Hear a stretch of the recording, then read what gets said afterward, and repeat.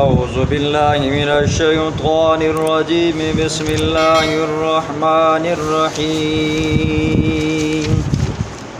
اولئک لم یکونوا معجزین فی الارض وما کان لهم من دون اللہ من اولیاء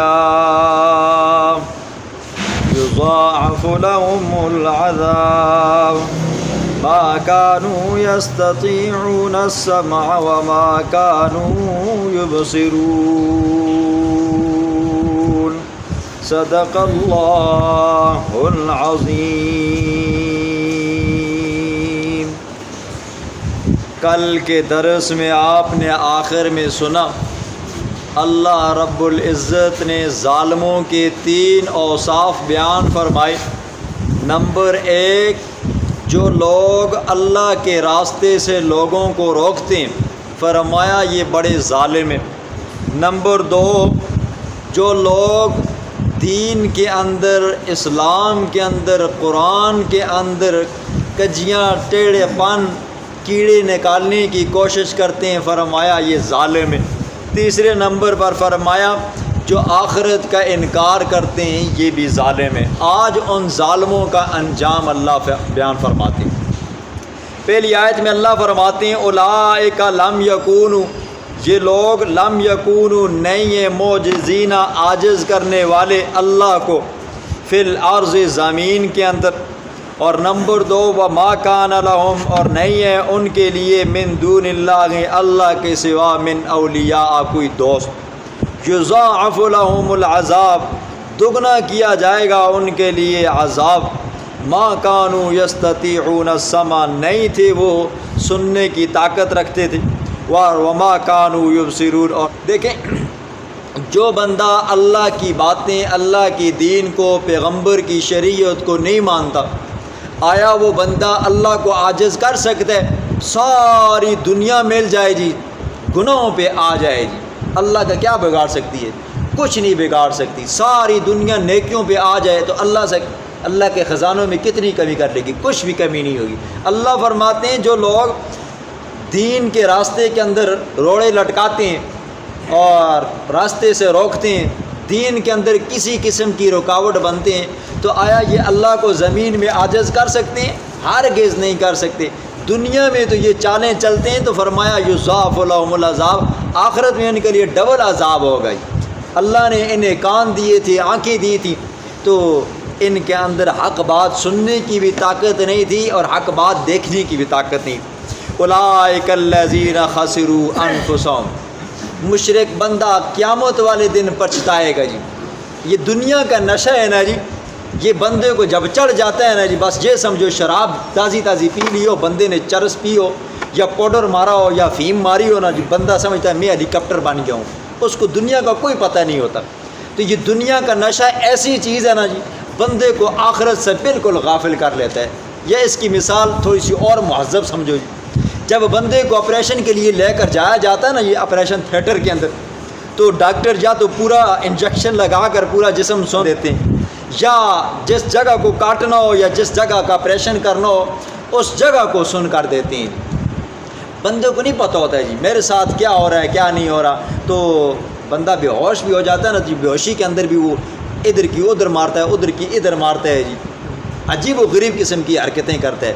یہ وہ کیا ہوتا ہے جی، وہ ٹیکے کا نشہ ہوتا ہے۔ جیسے عمران خان صاحب نے کہا تھا نا کہ مجھے ڈاکٹر عاصم نے ٹیکہ لگایا تو مجھے ایسا محسوس ہو رہا تھا میں جیسے جنت میں لیٹا ہوا ہوں، یہ مجھے نرسیں حوریں نظر آ رہی ہیں۔ تو جو بندہ دنیا میں گھس جاتا ہے نا جی، یہ دنیا اسے جنت نظر آتی ہے۔ پھر اس کو کار کوٹھیاں، یہ جو چھوٹے چھوٹے محلات بنے ہوتے ہیں نا، یہ اس کو جنت کے بالا خانے نظر آتے ہیں۔ دنیا میں جو اسے عورتیں بیویاں ملتی ہیں نا جی، یہ اسے حوریں نظر آتی ہیں، بس آنکھ بند کرنے کی دیر ہے جی۔ اللہ فرماتے ہیں اولئک الذین، یہی وہ لوگ ہیں خسروا انفسهم، جنہوں نے اپنی جانوں کو خسارے میں ڈالا، اور وضل عنهم ما كانوا یفترون، اور گم ہو گئے ان سے وہ جو گھڑا کرتے تھے۔ دنیا میں کہتے ہیں نا جی یہاں پہ پھنسیں گے تو ہمیں وہ فلانا بچا لے گا جی، فلانا بزرگ بچا لے گا۔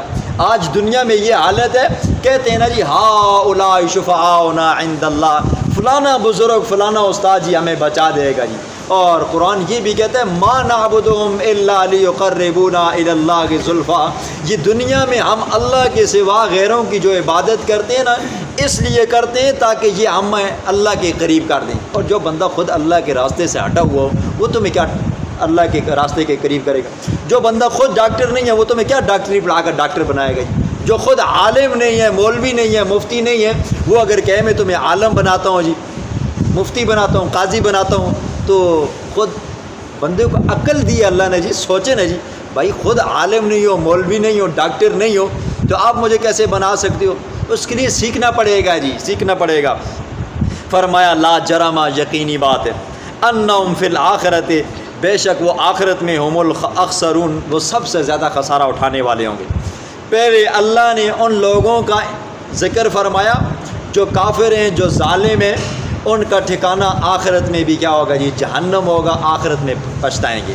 اس کے مقابلے میں اللہ نے ایمان والوں کا ذکر فرمایا۔ دیکھو مثال سے بات بڑی اچھی طرح سمجھ آ جاتی ہے، یا ضد ہو نا تو ضد سے بھی بات بندے کو اچھی طرح سمجھ آ جاتی ہے۔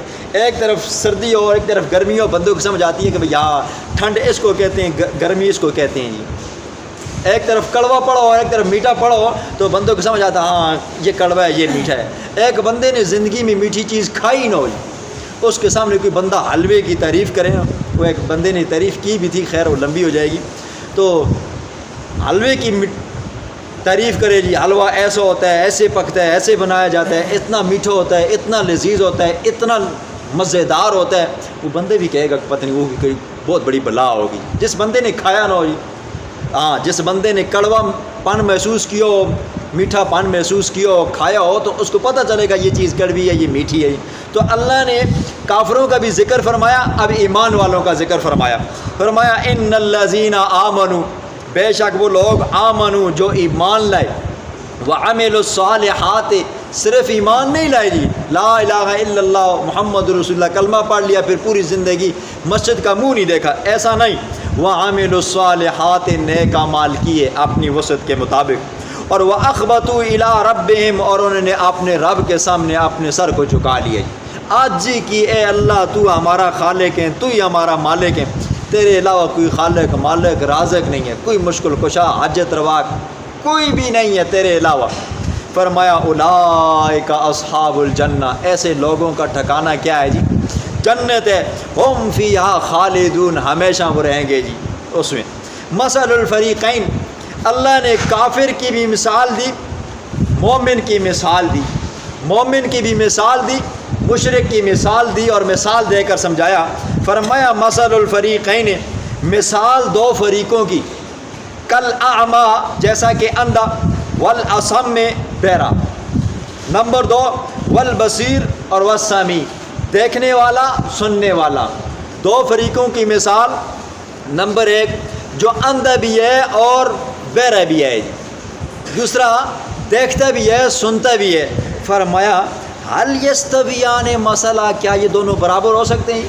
ایک بندہ اندھا بھی ہو اور بہرا بھی ہو جی، ڈورا بھی ہوئے، تو ایک بندہ اکھاں نال ویکھنا بھی ہوئے تو نال او کناں نال سننا بھی ہوئے، آیا یہ دو ہی برابر ہو کہ نہیں؟ ہرگز نہیں ہو سکتے۔ افلا تتذکرون، کیا تم ابھی بھی نصیحت حاصل نہیں کرتے ہو؟ دیکھو کافر کی مثال ایسی ہے جو اندھا بھی ہے، نبینا بھی ہے اور بہرا بھی ہے۔ مومن جو ہے وہ مومن آنکھوں سے دیکھتا بھی ہے سنتا بھی ہے۔ تو آیا تمہیں اس مثال کے اندر کچھ سمجھ آ رہا ہے یا نہیں؟ افلا تتذکرون، تم کیوں نہیں نصیحت حاصل کرتے ہو؟ اتنا بڑا فرق ہے۔ وَلَقَدْ أَرْسَلْنَا نُوحًا، میں نے آپ کو کہا تھا اس صورت کے اندر اللہ رب العزت 7 واقعات بیان فرمائیں گے۔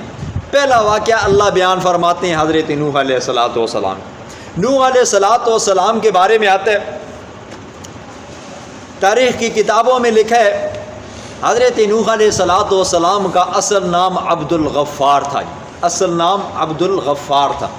نوح ان کو اس لیے کہتے ہیں، یہ اپنی قوم کی حالت دیکھ دیکھ کر نوحہ کرتے تھے، روتے تھے، اور نوح کا معنی یہ ہے کہ بہت زیادہ رونے والا، تو یہ ان کا لقب پڑ گیا نوح ان کا لقب پڑ گیا، اصل نام عبد الغفار تھا۔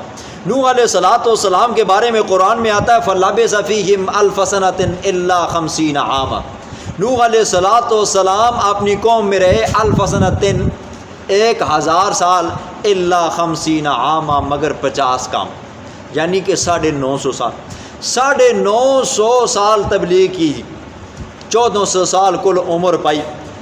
تبلیغ کے انداز یہ تھا کہ راتوں کو اٹھ کر بھی تبلیغ کرتے تھے، دنوں کو بھی کرتے تھے، چھپ کر بھی کرتے تھے، اعلانیہ بھی کرتے تھے، بازاروں میں، گلی کوچوں میں، جہاں بھی وقت ملتا تھا کرتے تھے جی۔ ایسی تبلیغ کی نا جی، اور تاریخ کی کتابوں میں یہ آتا ہے آخری وقت آیا جی، آخری وقت آیا۔ کسی نے پوچھا حضرت بتاؤ آپ نے اتنی عمر گزاری ہے تو آپ نے دنیا کو کیسا پایا جی؟ کہنے لگے بس یہ سمجھو کہ ایک مکان بناؤ جس کے 2 دروازے ہوں، بندہ ایک دروازے سے داخل ہو دوسرے دروازے سے نکل جائے، اتنا وقت گزرا جی۔ لیکن تبلیغ کرتے رہے، بڑی مصائب جھیلتے رہے، اور اس تبلیغ کے نتیجے میں کیا ہوا جی؟ ایک روایت میں آتا ہے 80 بندے، ایک میں 82 بندے، ایک میں 84 بندے، ایک میں 90 بندہ، اور کم و بیش 100 بندہ، 100 سے زیادہ بندہ تھا ہی نہیں، حتیٰ کہ ان کا ایک اپنا بیٹا تھا جی، اس کا نام جان تھا، اصل نام جان تھا اور لقب اس کا کنعان تھا جی، اور ان کی اپنی بیوی تھی واعلہ، بیوی بھی بیٹا بھی مسلمان نہ ہوئے جی، 3 بیٹے مسلمان ہوئے۔ اللہ نے فرمایا وجعلنا ذریتہ هم الباقین، ان 3 بیٹوں سے اللہ نے نسل چلائی۔ آج دیکھو جی ساری دنیا کے اوپر پھیلی ہوئی ہیں۔ خیر نوح علیہ السلام اپنی قوم کے پاس آئے، یہ پہلی وہ قوم تھی جس سے شرک کی ابتدا ہوئی، اور آ کر کہنے لگے انی لکم نذیر مبین، اے میری قوم کے لوگوں میں تمہیں ڈرانے والا ہوں، میں تمہیں ڈرانے والا ہوں، میں تمہارا خیر خواہ ہوں۔ اللہ تعبدوا الا اللہ، میرا ڈرانے کا مقصد یہ ہے کہ اللہ تعبدوا الا اللہ، اللہ کے سوا تم عبادت کسی کی مت کرو۔ دیکھو قرآن کا سب سے پہلا سبق، قرآن کی جس آیت کو اٹھاؤ نا جی، قرآن یہ کہتا ہے اللہ ہی کی عبادت کرو جی، اور ہر پیغمبر کا پہلا سبق، پہلی تقریر کیا ہے جی؟ اللہ تعبدوا الا اللہ، اللہ ہی کی عبادت کرو، اللہ کے سوا کی۔ پھر اسی طرح اللہ والوں کی جی، جتنے بھی اولیاء اللہ گزرے ہیں، علماء گزرے ہیں، مفتی گزرے ہیں، محدث گزرے ہیں جی، فقیہ گزرے ہیں، انہوں نے بھی یہی تبلیغ کی ہے اللہ تعبدوا الا اللہ، اللہ کو اپنا خالق مانو، کسی اور کو اپنا خالق نہ مانو جی۔ اللہ سے سب کچھ ہونے کا یقین یہ دلوں میں بیٹھاؤ، مخلوق سے کچھ نہ ہونے کا یقین بھی دلوں میں بیٹھاؤ۔ جو لوگ گزرے نا جی اولیاء اللہ حقیقی معنوں میں، بندہ ان کی کتابیں پڑھے، ان کی سیرت پڑھے نا جی، بندے کی آنکھیں کھلتی ہیں۔ میں آپ کو شیخ عبد القادر جیلانی رحمہ اللہ، یہ پیران پیر ہیں جی، پیروں کے سردار ہیں جی، ان کی 2 کتابیں میں اکثر تذکرہ کرتا رہتا ہوں، ایک کا نام غنیۃ الطالبین ہے، ایک کا نام فتوح الغیب ہے جی۔ اور یہ جو فتوح الغیب ہے نا جی، اس کے اندر توحید کوٹ کوٹ کر بھری ہے جی، جو صفحہ اٹھاؤ آپ نا وہاں پر آپ کو توحید ملے گی۔ حضرت شیخ عبد القادر جیلانی رحمہ اللہ کے 2 بیٹے تھے، ایک کا نام عبد القادر تھا اور ایک کا نام عبد الوہاب تھا۔ عبد القادر جو تھا یہ خود بھی بہت بڑا محدث تھا، بڑا عالم دین تھا، اور عبد الوہاب عالم تو نہیں تھا لیکن اولیاء اللہ تھا جی، یہ بھی بڑا اللہ والا تھا، ولی تھا، بڑا بزرگ تھا۔ حضرت شیخ کی موت کا وقت آیا، موت کا وقت آیا، بیٹے حال بیان کرتے ہیں کہ ابا جان کو کہا ابا جان کوئی نصیحت کریں، تو ابا جان نے آخری الفاظ جو کہے تھے وہ یہ کہا تھا التوحید التوحید التوحید، یہ 3 مرتبہ لفظ بولا تھا کہ اللہ کو وحدہ لا شریک ماننا جی، اللہ کے سوا کسی کو بھی وحدہ لا شریک مت ماننا جی، یہ ان کی کتاب کے اندر ہے، انہی کی نصیحت لکھی ہوئی ہے جی۔ تو میں نے کہا ہر پیغمبر کی، ہر اولیاء اللہ کی، ہر بزرگ کی سب سے پہلی تبلیغ یہی ہوتی ہے، خالق سے سب کچھ ہونے کا یقین، مخلوق سے کچھ نہ ہونے کا یقین۔ فرمایا انی اخاف علیکم عذاب یوم علیم، اوے میری قوم کے لوگوں میں ڈرتا ہوں تمہارے اوپر بڑے دن کے عذاب سے۔ فقال الملأ الذین کفروا، قوم کے لوگوں نے جواب دیا جی، جواب سنیں آپ حیران ہو جائیں گے، کیا جواب دیا؟ فرمایا ما نراک الا بشرا مثلنا، اوے نوح تو ہمارے پاس پیغمبر بن کر آیا، ہم تو تجھے پیغمبر تو مانتے نہیں ہیں، تو ہماری طرح انسان ہے، جس طرح ہم کھاتے ہیں پیتے ہیں اٹھتے ہیں بیٹھتے ہیں سوتے ہیں جاگتے ہیں، بیوییں بچے ماں باپ بہن بھائی ہیں، اس طرح تو بھی کھاتا ہے پیتا ہے، تیرے بھی بیوی بچے ماں باپ بہن بھائی ہیں، سوتا ہے، تجھے بھی غم لائق ہوتے ہیں، تو کیسا پیغمبر آ گیا جی؟ کیا کہا انہوں نے؟ ہم تجھے پیغمبر نہیں مانتے کیونکہ تو ہماری طرح کیا ہے جی، انسان ہے۔ اس زمانے کے مشرکوں نے یہ انکار کیا کہ پیغمبر ہو بشر نہیں ہو سکتا، اور اس زمانے کے مشرکوں نے انکار کیا، کہا پیغمبر جو ہے نا وہ بشر نہیں ہو سکتا، وہ نور ہو سکتا ہے۔ انہوں نے انکار کر دیا نبوت کا۔ پچھلے مشرکوں نے انکار کیا، انہوں نے کہا ہاں نہیں، نبوت اللہ اگر دیتا کسی فرشتے کو دیتا۔ انہوں نے کہا نہیں، نبی تو ہوتا ہے لیکن بشر نہیں ہوتا، بلکہ کیا ہوتا ہے جی، نور ہوتا ہے۔ تو پہلا اعتراض کیا، پہلا سوال کیا، ما نراک الا بشرا مثلنا، اوے نوح ہم تجھے کیسے پیغمبر مان لیں، تو ہماری طرح انسان ہے۔ دوسرا سوال بدبختوں نے کیا، فرمایا وما نراک اتبعک الا الذین هم اراذلنا بادی الرأی، نہیں ہم خیال کرتے تجھے اور تیری پیروی کرنے والوں کو الا الذین، مگر وہ لوگ ہیں ہم اراذلنا بادی الرأی، جو ہم سے سب سے گھٹیا ہیں، اور نمبر 2 بادی الرأی، جو سرسری نگاہ والے ہیں۔ سمجھیں جی، ہم تجھے اس لیے بھی پیغمبر نہیں مانتے کیونکہ تیری بات ماننے والے کون لوگ ہیں جی، کمین لوگ ہیں جی، گھٹیا قسم کے لوگ ہیں، جو ہمارے ہاں کم درجے والے ہیں، کم ذات والے ہیں، وہ تیری بات مانتے ہیں، وہ تجھ پر ایمان لائے ہیں۔ ہاں تیرے اوپر کوئی بڑا امیر کبیر بندہ، بینک بیلنس والا بندہ تجھ پر ایمان رکھتا تو ہم کہتے واقعی نوح بھی پیغمبر ہے۔ دوسرا سوال کیا ہے جی، امیروں نے تجھ پر ایمان نہیں لایا اس لیے ہم تجھے پیغمبر نہیں مانتے۔ تیسرا سوال بھی، اور وما نرى لكم علينا من فضل بل نظنكم كاذبين، اور ہم نہیں خیال کرتے تیرے لیے ہمارے اپنے اوپر من فضل کوئی فضیلت، بل نظنكم كاذبين، بلکہ ہم تو تجھے جھوٹا شمار کرتے ہیں۔ ہم تجھے تب پیغمبر مانتے کہ تیرے پاس سونے چاندی زیورات ہوتے، تیرے پاس بینک بیلنس ہوتی، تیریاں جائیدادیں ہوتی، تو ہم سے بڑھ چڑھ کر ہوتا تو تب ہم تجھے پیغمبر مانتے۔ 3 سوال کیے قوم کے لوگوں نے۔ پہلا سوال یہ کیا، نوح ہم تجھے پیغمبر نہیں مانتے کیونکہ تو ہماری طرح انسان ہے۔ دوسرا سوال انہوں نے یہ کیا، کہا ہم تجھے پیغمبر اس لیے نہیں مانتے کہ کیونکہ کمین لوگ، ہلکے لوگ، درجے کے اندر، ذات کے اندر، قوم کے اندر جو سب سے ہلکے قسم کے ہیں وہ لوگ تجھ پر ایمان لاتے ہیں، امیروں نے تو تجھ پر ایمان ہی نہیں لایا جب بڑی قوم والوں نے۔ اور تیسرا سوال انہوں نے یہ کیا، انہوں نے کہا ہم تجھے پیغمبر اس لیے بھی نہیں مانتے کہ تیرے پاس ہے بھی کچھ نہیں، تو خود فقیر ہے جی، اور کہنے لگے بل نظنکم کاذبین، بلکہ ہم تو تجھے جھوٹا بھی شمار کرتے ہیں۔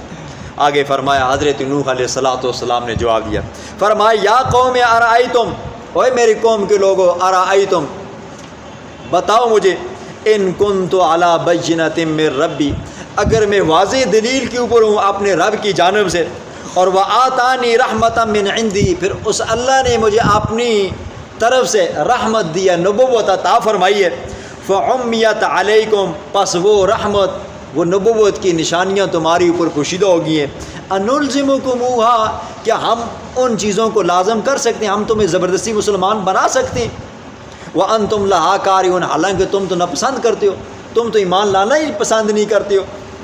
آگے فرمایا وَيَا قَوْمِ لَا أَسْأَلُكُمْ عَلَيْهِ مَالًا، اور میری قوم کے لوگوں میں تمہیں یہ واعظ و نصیحت جو کرتا ہوں، اللہ کی طرف بلاتا ہوں، کیا میں تم سے میں پیسے مانگتا ہوں؟ فرمایا نہیں، لا أَسْأَلُكُمْ عَلَيْهِ مَالًا إِنْ أَجْرِيَ إِلَّا عَلَى اللَّهِ، میرا اجر، میری مزدوری اللہ پر ہے، اور وَمَا أَنَا بِطَارِدِ الَّذِينَ آمَنُوا، اور میں نہیں ہوں دور کرنے والا ان لوگوں کو آمنو جو ایمان لائے۔ دوسرے سوال کا اللہ نے جواب دیا جی، کیا جواب دیا؟ میرے نوح ان کو کہ تم ایمان نہیں لاتے ہو تو بے شک نہ لاؤ، لیکن میں ان ایمان والوں کو، یہ کمزور لوگوں کو میں محفل سے نہیں اٹھا سکتا ہوں۔ مشرکین مکہ حضور کے پاس آئے نا، صحیح مشورہ کر کے، میٹنگ کر کے، ہم جائیں گے نا اس پیغمبر کو اس کے ساتھیوں سے جدا کریں گے۔ جدا کرنے کا طریقہ کار کیا ہوگا؟ ہم کہیں گے اے محمد صلی اللہ علیہ وسلم، ہم تیرا دین ماننا چاہتے ہیں، ہم تیری باتیں سننا چاہتے ہیں، لیکن کیا کریں، ہم چودھری ہیں جی، مکے کے سردار ہیں، ابو جہل ہے، عتبہ ہے، شیبہ ہے جی، لیکن ہم کیا کریں، تیری محفل کے اندر بلال بیٹھا ہوتا ہے، یہ کسی زمانے میں ہمارا غلام ہوا کرتا تھا، خباب بن ارد بیٹھا ہوا ہے، یہ کسی زمانے میں ہمارا غلام بیٹھا ہوا کرتا تھا، سلمان فارسی بیٹھا ہوا ہے، یہ کبھی کسی زمانے میں ہمارا غلام ہوا کرتا تھا، تیری محفل کے اندر ہمارے غلام بیٹھے ہوتے ہیں اور ہم تیری محفل میں بیٹھے، یہ ہماری توہین ہے۔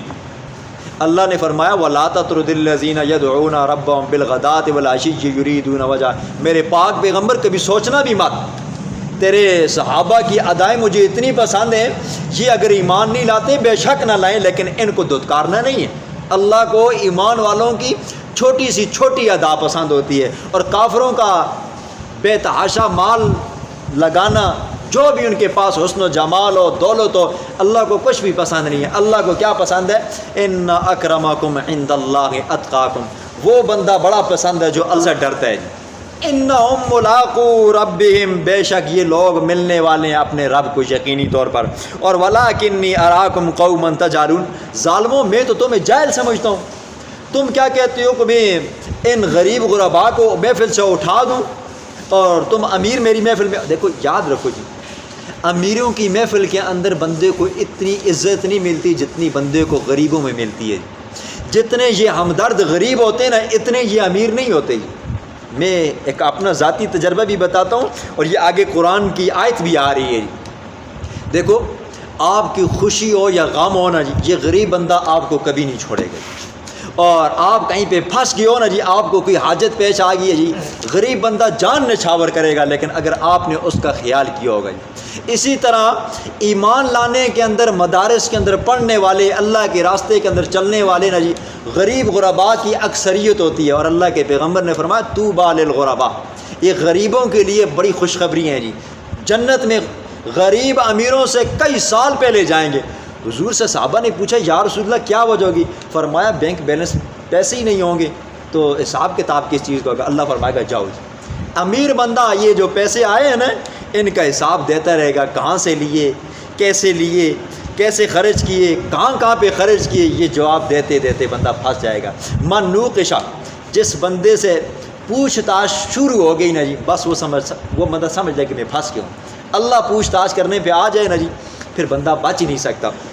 فرمایا وَيَا قَوْمِ مَنْ يَنْصُرُنِي، تم کہتے ہو کہ میں ان غریب غربا کو محفل سے اٹھا دوں، میں تو تمہیں جاہل شمار کرتا ہوں جی۔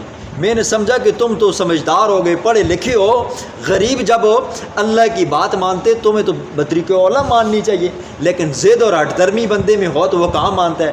فرمایا اگر میں انہیں محفل سے اٹھا دوں جی، وَيَا قَوْمِ مَنْ يَنْصُرُنِي، اوے میری قوم کے لوگوں پھر میری کون مدد کرے گا؟ من اللہ، اللہ کے مقابلے میں، اللہ کے ہاں، ان ترتم، اگر میں ان کو اٹھاؤں، افلا تتذکرون، کیوں نہیں تم نصیحت حاصل کرتے ہو؟ اگر دنیا میں ان کو اٹھاؤں، کل اللہ کے دربار میں اللہ مجھ سے پوچھے نوح کہ تو نے میرے اس غریب بندوں کو محفل سے اٹھا دیا تھا، مجھے یاد آ گیا ایک واقعہ، حضرت عبداللہ ابن ام مکتوم رضی اللہ تعالیٰ عنہ، 30ویں پارے میں سورۃ عبس و تولی ہے جی۔ حضرت عبداللہ ابن ام مکتوم رضی اللہ تعالیٰ عنہ حضور کے پاس آئے نا، یہ حضور کا وہ لاڈلا پیارا صحابی ہے جو حضور کی عدم موجودگی میں نماز بھی پڑھایا کرتا تھا اور اذانیں بھی دیا کرتا تھا۔ حضور کے پاس ابو جہل لوگ آئے ہوئے تھے، مشرکین مکہ کے سردار آئے ہوئے تھے، تو حضور کی چاہت یہ تھی کاش کہ یہ مسلمان ہو جائیں۔ دیکھو نا جی، کسی محلے کا بڑا بندہ نا اگر بات مان لے نا جی، تو اس کے ماتحت جتنے لوگ بھی ہوتے ہیں وہ بات مان لیتے ہیں۔ تو حضور صلی اللہ علیہ وسلم کی یہ چاہت تھی کہ جیسا کیسا بھی ہو، ان میں سے کوئی ایک بندہ بھی اگر مسلمان ہو گیا تو اس کے ماتحت جتنے بھی کافر ہیں وہ سارے مسلمان ہو جائیں۔ تو حضور صلی اللہ علیہ وسلم کے بعد حضرت عبداللہ ام مکتوم رضی اللہ تعالیٰ عنہ آئے اور مسئلہ پوچھنے لگے جی۔ حضور صلی اللہ علیہ وسلم کو یہ بات اچھی نہ لگی کہ میں مکے کے سرداروں کو واعظ و نصیحت کر رہا ہوں، تبلیغ کر رہا ہوں، کوشش کر رہا ہوں کہ یہ دین کی طرف آ جائیں۔ حضور کو بس صرف یہ بات اچھی نہ لگی کہ ام مکتوم اس وقت آ کیوں گیا۔ اس صحابی کو کیا پتہ تھا جی حضور اس وقت کس حالت میں ہیں، کون حضرات بیٹھے ہوئے ہیں، حضور کیا چاہتے ہیں جی۔ تو آئے، قرآن کہتا ہے عبس و تولی ان جاء الاعمی، میرے پاک پیغمبر آپ کے پاس ایک نبینا صحابی آیا اور آپ نے تیوری چلائی، حضور نے ماتھے پہ بل ڈالے، اور اللہ کو یہ بل ڈالنے بھی پسند نہ آئے۔ فرمایا کہ میرے پاک پیغمبر تو ان کو نصیحت کرنا چاہتا ہے کہ ہو سکتا ہے یہ ان سے زیادہ نصیحت حاصل کرنے والا ہو، لہٰذا جو تیری محفل میں آیا ہو اسی کو نصیحت کر۔ آپ کا کام نہیں ہے کسی کو ہدایت دینا، ہدایت دینا میرا کام ہے، لیکن جو تیری محفل میں آیا ہو اس کو آپ گلے سے لگاؤ اور اسے کیا کرو جی، قرآن کی تعلیمات دیتے رہو۔ فرمایا ولا اقول لکم عندی خزائن اللہ۔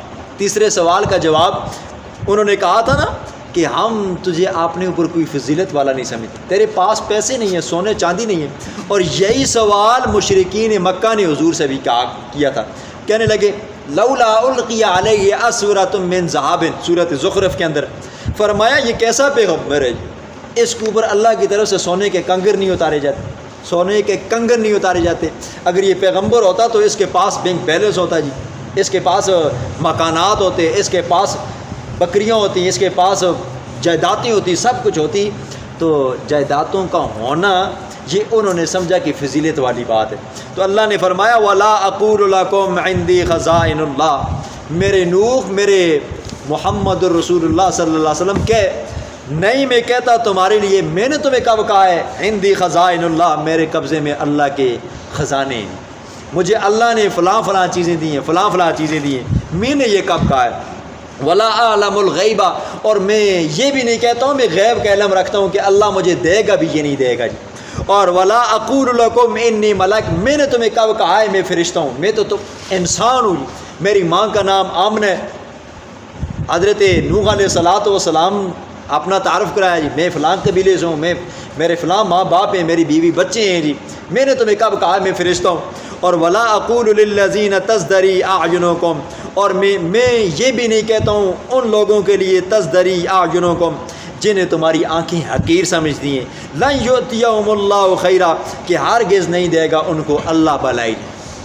تمہاری آنکھیں ان غریب غرباء کو حقیر سمجھتی ہیں، تو میں یہ کیسے کہہ سکتا ہوں کہ اللہ انہیں بلائیاں نہیں دے گا؟ اللہ انہیں ضرور بلائیاں دے گا۔ اللہ اعلم بما فی انفسہم انی اذا لمن الظالمین، اللہ خوب جانتا ہے یہ جو غریب غرباء میری محفل میں بیٹھے ہوئے ہیں ان کی دلوں کی مراد کیا ہے۔ اگر دلوں کی مراد اچھی ہے، دل سے مسلمان ہے، تو اللہ اس کے اوپر ان کو اجر و ثواب عطا فرمائے گا۔ دیکھو جی، ہر دور کے وڈیروں نے غریب غرباء کو انسان نہیں سمجھتا۔ یہودیوں کی یہ فطرت تھی نا جی، آپ نے تیسرے پارے میں سنا ہے لیس علینا فی الامیین سبیل، جو مالدار ہوتے تھے نا جی، یا جو مولوی ہوا کرتے تھے، وہ غریبوں کا مال ایسے کھایا کرتے تھے جیسے کہ لالے کی دکان ہو، ایسے کھایا کرتے تھے، اور غریب غرباء کی زمینیں ایسے ہڑپ کیا کرتے تھے نا جیسے وہ سمجھتے تھے ہمیں باپ دادی کی میراث میں ملی ہے۔ یہ شروع سے چلتا آیا ہے۔